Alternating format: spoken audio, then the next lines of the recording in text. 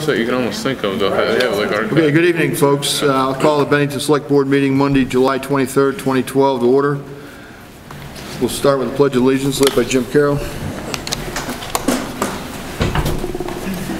Pledge of Allegiance to the flag of the United States of America, and to the republic for which it stands, one nation, under God, indivisible, with liberty and justice for all. Thank you, Jim. Okay, the next item on the agenda is from July 9th. And believe it or not, we had all 7 members there that night. It's a rare occurrence these days, Joe. Move they be accepted as printed. Have a motion? Second. And a second. Any discussion on the minutes? Not all in favor? That's all 5 and 2 absent. Next item on the agenda are the warrants, and I'll start with you tonight, Justin. I have nothing, Joe. Thank you, Jim. Nope. Jason? Nope. Greg? I do not. Nothing? No. Dan, you're getting off scot-free. No, I had all kinds of notes I was ready. With Stuart coming back Monday, we didn't ask you any hard questions. on the Well warrants. prepared, that's all that Okay. means. And by the way, what I hear, Stuart's doing well, and he expects to be back Monday to work. For those who don't know, he had some knee surgery. And anyone that's done that know that there's a recuperation period. Stuart has been coming in the mornings, but he has to get his leg elevated. There are still swelling and things of that sort. So Stuart, if you're listening, I'm sure you are, Dan's doing a great job, and we'll look for you Monday. I won't look for you Monday, because I won't be here. Okay, next item is citizens. Have any citizens out there that'd like to discuss anything with the Select Board? And I see none. So we'll move right on to Select Board Representative designation to serve on the Bennington Free Library. It is customary that a Select Board member serves. Lynn is here tonight. She's not going to say anything, except Jimmy Carroll has volunteered to serve on there. And any objection from the board for Jim serving on the library? Is he acceptable to you, Lynn? Perfectly. You got it. And How about a probation period? I'll get in touch with you, we'll do an orientation. very good. Great. Thanks, Lynn, for coming tonight. Okay, next item is a serious item. It's set our property tax rates for the upcoming fiscal year. And Dan, you want to begin with that, please? Let me just summarize a little bit. I know that you all had a packet, a memo in your packet from Stuart, but the overall tax rate increase is 3.95 cents or 0.0395 on the tax rate. There's a slight increase in the general fund of 0.0118 and a 0.0317 increase in the highway fund. Now, that includes the 3 cents that was voted by the public for additional funding for road work. And there's a slight reduction of 0.004 in the fire department rate. So just to recap, so you folks can vote on the rates. The general fund is 0.5165. The highway fund tax rate is 0.3518. The fire tax rate is 0.0824, and the Bennington local agreement school tax stays the same. Remember, that's for the veterans exception. That's 0.024. That's the tax rate for that. Okay, does everybody understand that on the board? And again, the largest jump, actually 75% of the jump of our rate was due to the voters approving additional $270,000 in March to do additional road work here in Bennington. And we believe we're going to actually be able to do more work than we've done in the past for that amount of money based on work that R.J. Jolly, our highway superintendent, has done. And hopefully the weather will remain and construction season will stay long so we can get this work done. Any discussion from the board? Can I have a motion, please? I'll move we approve the rate as presented. Second. And a second. Any further discussion? Not all in favor? Again, that's 5 with 2 absent. Thank you, board. Okay, next item is manager's report. Okay, I have 2 action items. One was included in your packet. I'll start with that one. We have another one that just came up recently. Joe and I can talk through that one. The first item is we received a request from a sewer ratepayer that she had been inaccurately billed since 2004 for a property that was not connected to municipal sewer. As is the board's policy, we did refund last year, the most recent year, but it requires board action if additional refunds are are warranted. The reason that she had been billed was there was a change in software in 2004. Neither the ratepayer nor the town recognized that until just recently. So it's really up to you folks whether you want to refund all or a portion or none of that amount paid up Those until of this you, year. I'm sure most of you are familiar where that area is. Some houses are connected, some houses aren't. Some properties are, some are not. I can see when we didn't catch it and the individual payer did not catch it, I can see how that can happen. Jason, you had your hand up? Going right along with the flow of conversation you started there, Joe, I know our policy is to go 1 year in arrears or the current year and do that, but when we've got a taxpayer, in this case a ratepayer, that is in good faith paying a bill, they kind of come automatically. Most of us just get the bill, put a check back in return mail. This doesn't pass the smell test if we don't refund the money. I move we refund the money. Okay. I'd be in agreement with that. I mean, that's the way I deal with my customers. If I make a accounting error, even if they didn't catch it or something. Okay, just because it is a fee, I'm going to ask for a motion. I move that we refund the total amount to the ratepayer. I have a motion second. Any further discussion? Just so everyone knows, that total amount is approximately $1,500. Right. Yep, saw that. 1514 to be exact, I think. Okay, all in favor? And that's 5, 4, 2 absent. Thank you, board. Great. Thank you very much. The other action item is Oldcastle Theater Company. Due to the new use of that parcel, that property, the former Knights of Columbus building, will need to sprinkler portions of that building. That requires them to put in a new service line to the main because the current line is not adequate for sprinkler protection and domestic water.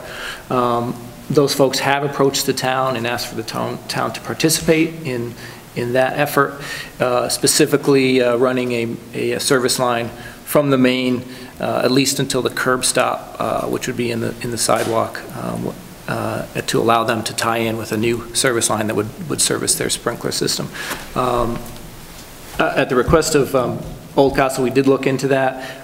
The out-of-pocket cost to the town would be approximately between $2,000 and $2,500, and I leave it up to the board, and Joe may have some additional information because I know he spoke with those folks. Yeah, I met with Eric Peterson and met with Chuck Putney last week and actually toured the old Knights of Columbus building, now with the sign out front, Oldcastle Theater. They got a tremendous amount of work going up there. They do have a line, obviously, connecting from the main into the building. That one will stay the way it is to handle the flow for their toilets, their kitchen, and so on. However, the line that they need to run the sprinkler system that they have to do is not adequate, and that's where they're looking for assistance. As Dan said, somewhere between $2,000 and $2,500. We're not hooking up in the building. Obviously, they're going to have to take it from where we do. Jason? Well, over the course of you're right, I've been through the building a little bit myself. I had the opportunity to go through it. I think it's a great addition to downtown. My concern is, and I think it merits a little bit of discussion, that the $2,500, and let's overestimate it, let's say $3,000, in and of itself is not a backbreaker and it helps a business get downtown. My concern is that over the next 20 or 25 years, there's going to be a lot of buildings downtown that have a change in use that require a rather onerous sprinkler system that may also require such a connection. If we get into the habit of doing it for one, we do it for all. If we do it for, we can't pick and choose. We're either all in or we're not in. And my only question would be, I guess the first question would be, Dan, do we have any indication of how many buildings downtown, when they eventually change their use, the only thing that is for certain is that nothing will stay the same. My guess is that most of those buildings in what we would call the downtown immediate village area would require that type of a tie-in over time to put in a sprinkler system. Well, it's hard to say. Several do already have sprinkler systems. The Putnam Hotel, for instance, has it. Drysdale Building. Those are the ones that I'm familiar with. But there are definitely those that do not have a connection, or at least do not have a sprinkler yet. We would have to do the analysis in each one of them of whether or not the connection they have is adequate. In this case, they have a 2-inch line. If they had a 4-inch line existing, they could service both the sprinkler and the domestic water. So it's a fair question. It's just not one that I have an answer to as to how many buildings downtown would need a new connection if they were to have this type of use.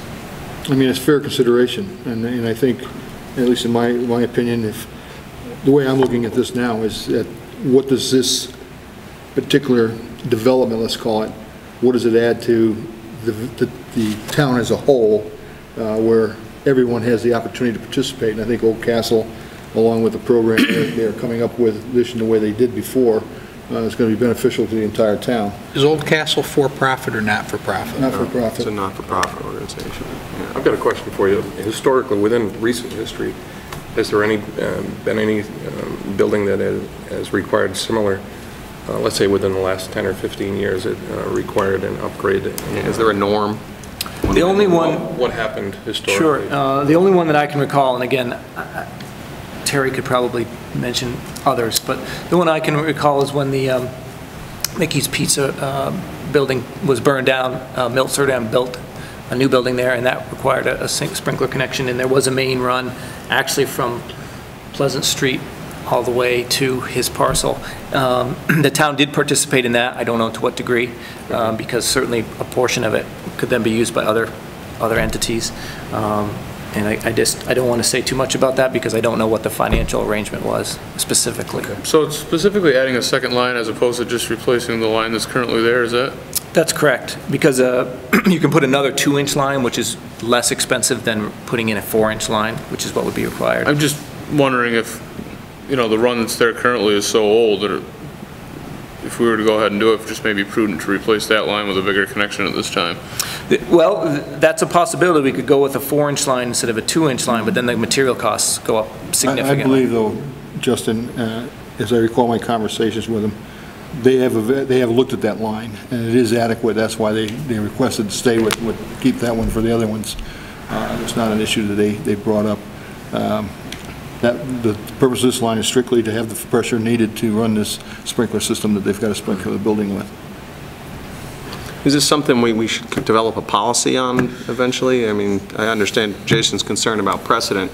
Yeah. It is a not-for-profit organization, so that could be part of, the precedent, but But I don't know if we let me need- just, as far as policies go, that's great, you can have policy covering almost everything. Yeah. This is the first time, I don't recall Milts, now I do, that Dan mentions it, but, to have, this is my 11th year, to only have one other one before this come before the board asking, I'm not sure it occurs with the frequency. Yes, there's existing buildings, there's also land that's developable on Main Street that could develop something that needed a sprinkler system. I'm thinking of the Hart thing up by Shafts. So, I mean, we'll leave it there. It is a nonprofit. My personal feeling is that I think because of the cost, which is, as Jason said, relatively low compared to other things we're asked to do, and because I see it as a venue that's going to assist the entire community or be beneficial to the community, I'd like to see us go ahead and approve that work to be done. Do we have what's the budget picture looking like, Dan, as far as what fund this is going to come from? And Well, it would come status from of it? the Water and Sewer Enterprise Fund, I would assume, because that is what it's not a general fund expense. There's nothing to say that the board couldn't direct that it come from the select board contingency or something like that, but our normal practice in sewer and water digs is that's going to come from the Water and I'd Sewer like to Enterprise suggest funds. that we wait and hear from Dan about how Mickey's, or the Surdam building was handled, just for the sake of fairness and not creating a precedent. Let's do this. Let's get that information, Dan, what the last one was, and let's get a recommendation from everyone at town office of where, should it come out of the water fund or should it come out of the select board contingency, if it's approved. And we'll put it on the agenda for next meeting. Is that fair? I think so. Any other information we want to know on it? And just for the community out there, Eric Peterson has moved his office there in that building. And Jason says he's visited, I visited, other people are. I know he's open, people were coming in when I was there, Greg's been here. I encourage you to go by and see what work is being done in that building right now and talk to Eric about the plan. I mean, he's got an education plan with the school tied in and a whole bunch of other stuff. I'm just very tickled that we were able to keep Old Castle here in Bennington and not lose it to one of the adjacent villages or towns. Okay, anything else, Dan? Not for action, just a couple of information items.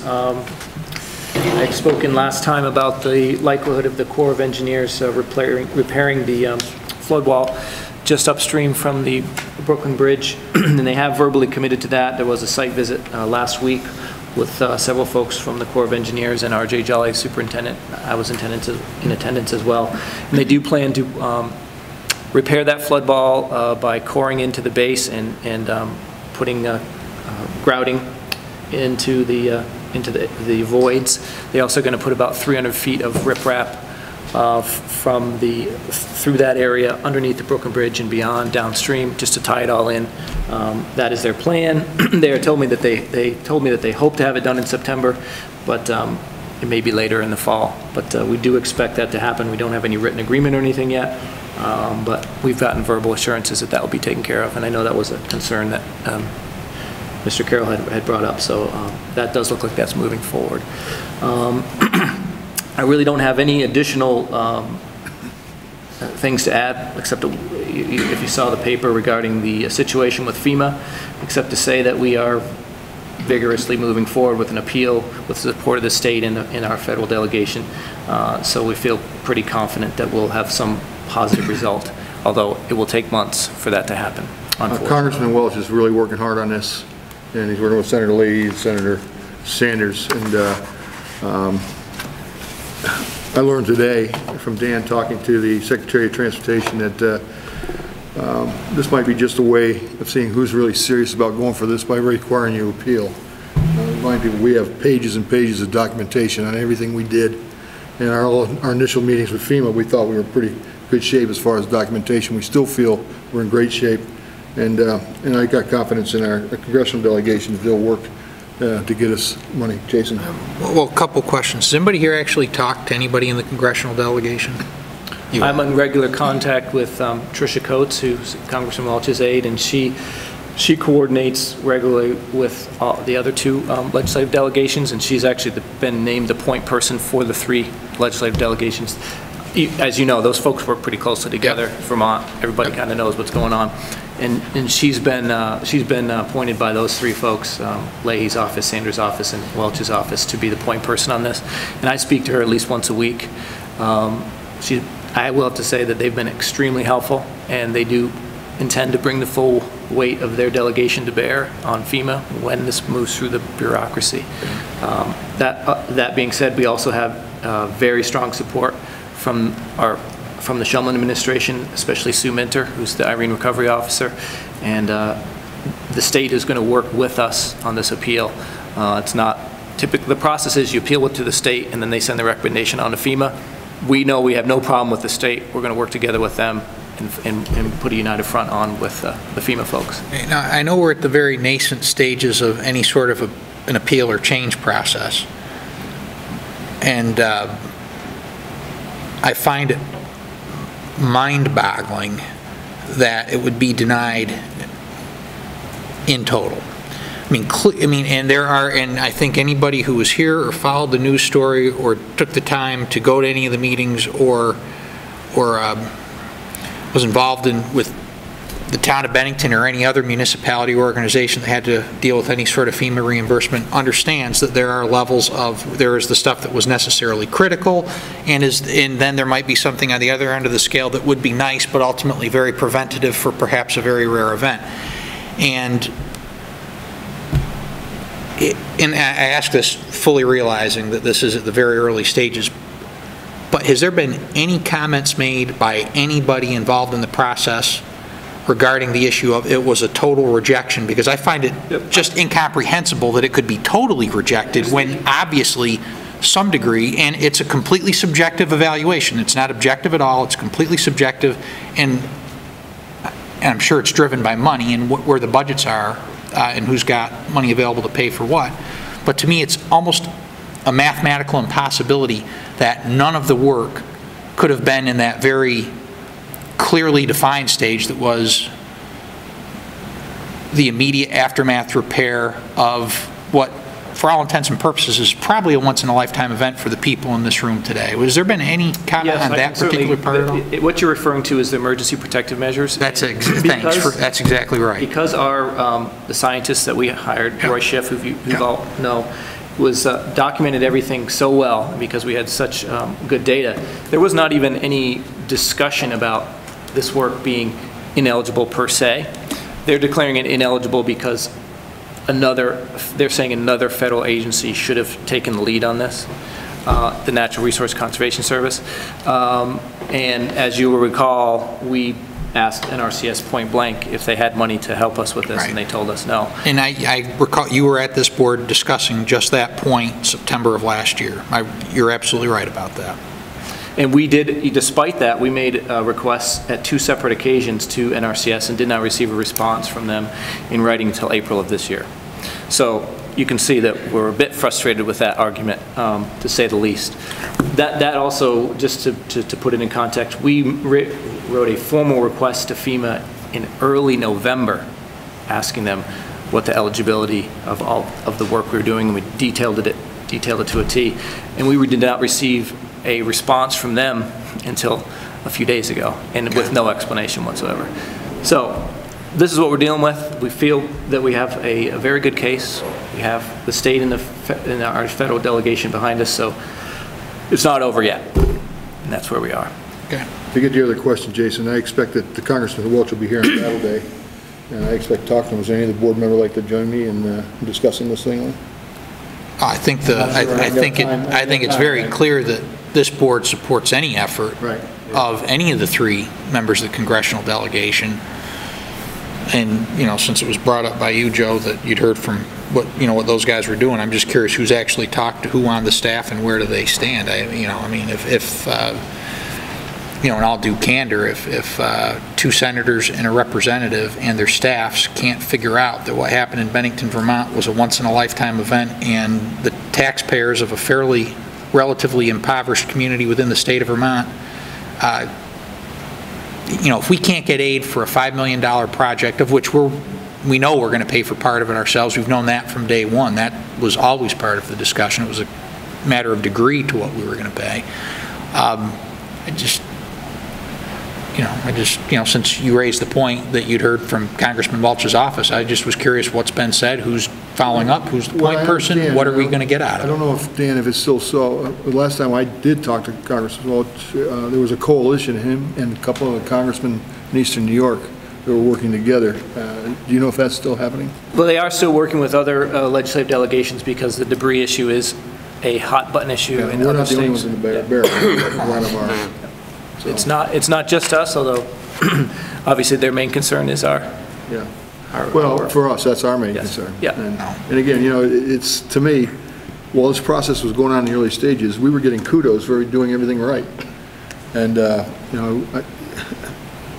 is there anything I would recommend we do different than the next time? No. I mean, I think we got in there, we acted quickly, we protected our citizens and our property.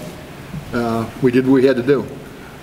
Just to kind of put a fine point on it, if we had not done the work in a timely manner, then FEMA, which they give us a 6-month window to do emergency protective measures, they would have rejected funding based on the fact that we didn't do it quick enough. Yeah. So we were caught in a desperate situation. I think that you folks made the right call, and we're going to keep fighting for the funding. Okay. Anything else, Dan? I don't know if we want to bring this up under other business or under the manager's report. Greg Van Houten, I've actually been corresponding with him via email.